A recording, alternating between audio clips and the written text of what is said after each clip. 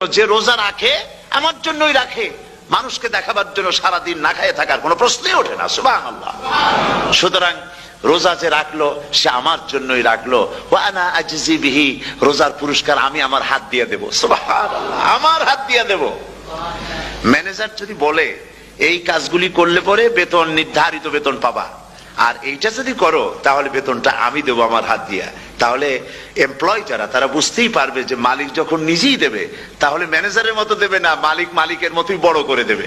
তো আল্লাহ পাক ফেরেশতাদের কাছে এটা রাখেন নাই, সব নাকি তোমরা লেখো গিয়া, আর রোজার সওয়াব আমার হাত দিয়ে আমি দেব। সুবহানাল্লাহ।